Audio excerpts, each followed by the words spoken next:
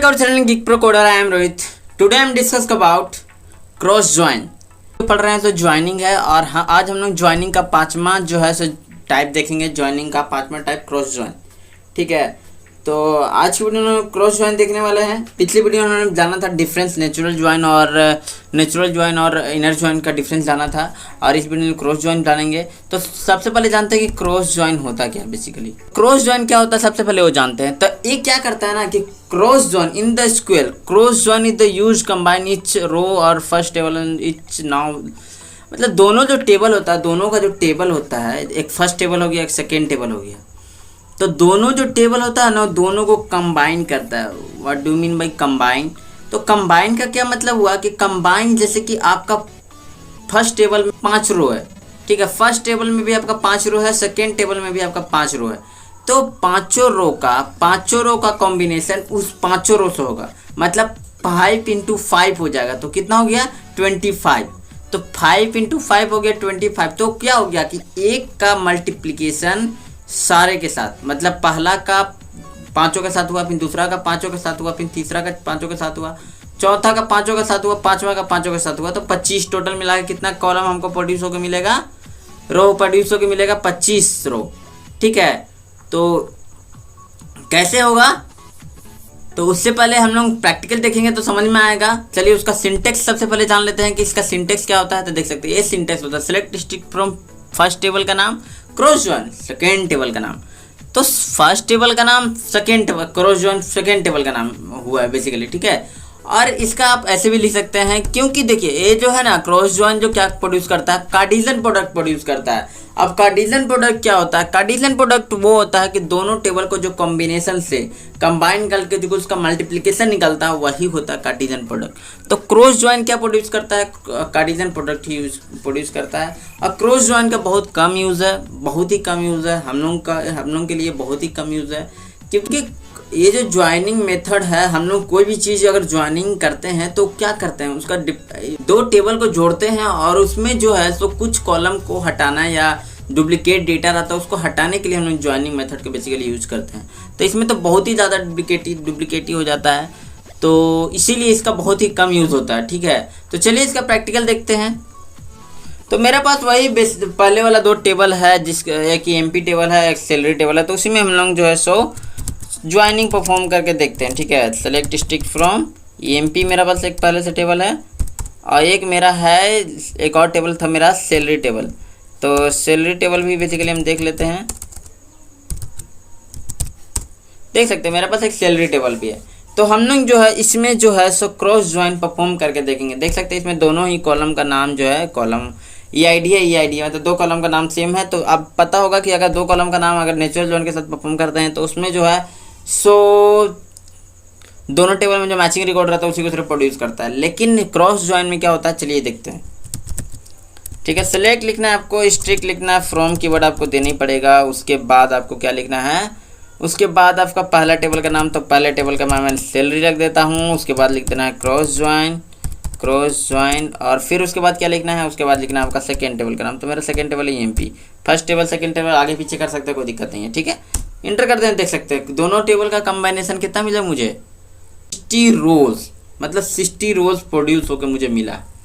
तो 60 रोज प्रोड्यूस होकर कैसे मिला, चलिए इसको थोड़ा समझते हैं। यहाँ आप देख सकते हैं कि यहाँ कितना रोहित दिखा रहा है।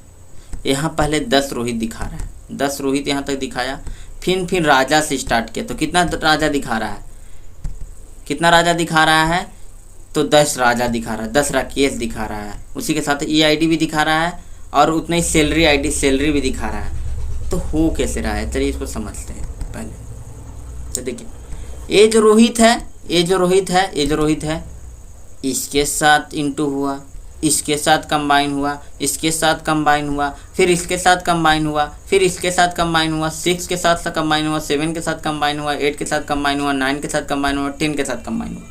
अब इतना कंबाइन हो गया, उसके बाद फिर किसका नंबर आता है, फिर चेक किया कि कंबाइन होने के बाद और कोई डेटा बच रहा क्या, तो कोई डेटा नहीं बच रहा, 10 का 10 रो प्रोड्यूस होकर मिल गया। फिर उसके बाद उस टेबल में गया, इस टेबल सबसे पहले एला टेबल एग्जीक्यूट हुआ, उसके बाद सेकेंड टेबल में गया, सेकेंड टेबल में देखा और को देखा, फिर एक डेटा बचा हुआ है तो 102 बचा हुआ था, फिर इसको उठाया, इसके साथ कंबाइन किया, इसके साथ कंबाइन किया, इसके साथ, टोटल का ऐसे करते करते कंबाइन कर दिया। ठीक है, तो अब देखिए आप लोग कहेंगे कि ठीक है ऐसे तो कंबाइन कर दिया, अगर मैं यहाँ पे क्वारी को चेंज कर देता हूँ, क्योंकि देखिए सैलरी को कंबाइन किया गया, सैलरी में कंबाइन किया गया ईएमपी टेबल को, तो अगर मैं ईएमपी को यहाँ लिख देता हूँ और सैलरी को यहाँ लिख देता हूँ तो क्या होगा, देखिए तो इसमें भी आप देख सकते हैं सेम डेटा प्रोड्यूस होकर मिला है। क्यों मिला है कि आप जितना भी ज्वाइन परफॉर्म करते हैं, आप जितना भी ज्वाइनिंग परफॉर्म करते हैं, उसमें अगर टेबल का नाम इधर उधर कर देते हैं तो आपका जो है सिर्फ आउटर ज्वाइन के कंडीशन में होता है कि अगर लेफ्ट आउटर ज्वाइन परफॉर्म करते हैं तो आपका लेफ्ट साइड का डेटा दिखाता है और फिर राइट साइड का मैचिंग रिकॉर्ड दिखाता है। ठीक है, और लेफ्ट साइड का पूरा राइट ज्वाइन परफॉर्म करते हैं तो राइट साइड का पूरा डेटा दिखाता है, लेफ्ट साइड का सिर्फ मैचिंग रिकॉर्ड दिखाता है। तो लेकिन जितना भी हम लोग जैसे इनर ज्वाइन परफॉर्म करते हैं या नेचुरल ज्वाइन परफॉर्म करते हैं तो उसमें क्या होता है, टेबल का नाम आप इधर उधर कर दीजिएगा, आपका डेटा रिट्रीवल में कोई चेंजेस नहीं आएगा। चलिए आपको नेचुरल ज्वाइन एक बार परफॉर्म करके दिखाता हूँ कैसे ये होता है। ठीक है, तो मैंने लिखा सेलेक्ट स्ट्रिंग फ्रॉम कीवर्ड दिया मैंने, और मैंने ईएमपी और नेचुरल ज्वाइन करता हूँ मैं, नेचुरल ज्वाइन सैलरी किया। ठीक है, सैलरी किया, देखिए यहाँ पे कोई आपका सेम डेट स्टेट टाइप का डेटा, मैं सैलरी टेबल को इधर कर देता हूँ, एमपी टेबल को इधर कर देता हूँ, देखिए क्या कुछ फर्क नहीं पड़ेगा,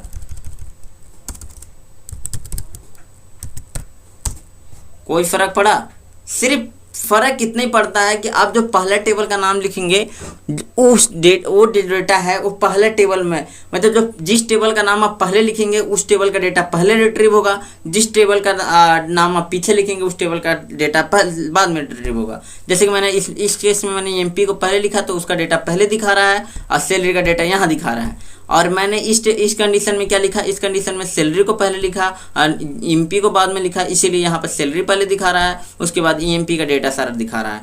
तो ये जो डेटा है, ये जो यहाँ से यहाँ तक का डेटा है, यहाँ से यहाँ तक का डेटा है वो जो है सो ईएमपी टेबल का डेटा है। ठीक है, और यहाँ ये वाला जो डेटा है सैलरी टेबल का डेटा है, और ये जो डेटा है बोथ ऑफ द टेबल में कॉमन है, इसीलिए सिर्फ एक ही डेटा दिखा रहा है। मैंने आपको बताया था कि डिफरेंस बिटवीन दोनों में, डिफरेंस बिटवीन नेचुरल ज्वाइन और इनर ज्वाइन में जब मैंने डिफरेंस बताया था तो मैंने बताया था कि क्यों होता है सिंगल कॉलम रिट्रीव और इनर ज्वाइन के केस में दोनों के कॉलम रिट्रीव होता है। तो क्यों होता है मैंने उसमें बहुत अच्छे से बताया है, आप जाके उस वीडियो को देख सकते हैं। तो देखिए इस टेबल में दोनों ईएमपी टेबल का, और यहाँ पे देखिए मैंने यहाँ पे जो ईएमपी पहले लिखा है, ईएमपी पहले लिखा इसलिए पहले ईएमपी टेबल का डेटा रिट्रीव किया और फिर सैलरी टेबल का डेटा रिट्रीव किया। तो यही होता है बेसिकली इसमें डिफरेंस, और यही होता है बेसिकली एक क्रॉस जॉइन। आई होप आपको वीडियो बस इतना ही। अगर वीडियो का आप लोग अच्छे लगे वीडियो को लाइक करिए, अगर हम चैनल पर चैनल को सब्सक्राइब करिए। मिलता है मैं किसी अदर वीडियो किसी अदर टॉपिक के साथ, अभी के लिए बाय बाय।